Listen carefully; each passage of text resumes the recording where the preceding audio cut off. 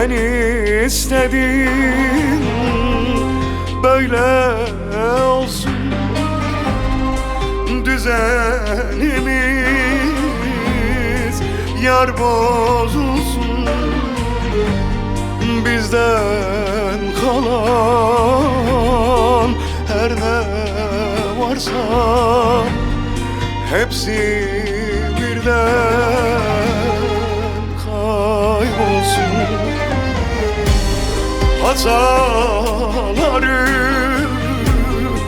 bini geçti, aklım başımı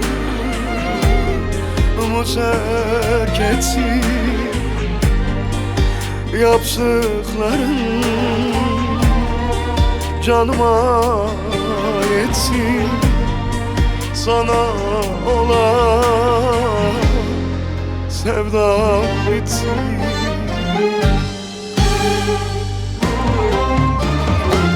Kibriti çaktım, bu sevdayı yaktım, dönmem artık geriye. Gemileri yaktım mürettebasıyla, kalmadı bir şey geriye. Kibriti çaktım, bu sevdayı yaktım, dönmem artık geriye. Gemileri yaktım mürettebatıyla, kalmadı bir şey geriye.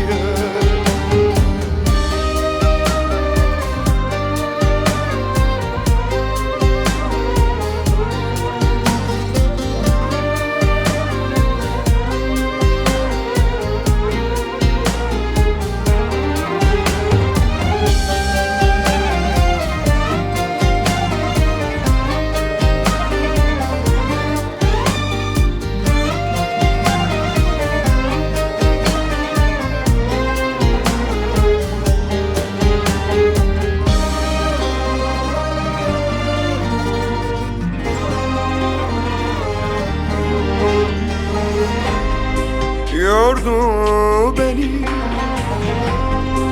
ettiklerin,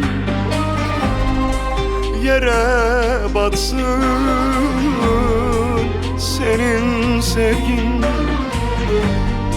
Yara açtın bende derin, hiç kalmadı bende yerin. Hataların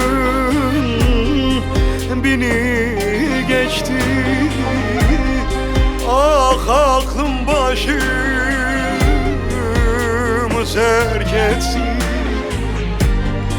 Yapsınları cana yetsin, sana olan sevgim bitsin.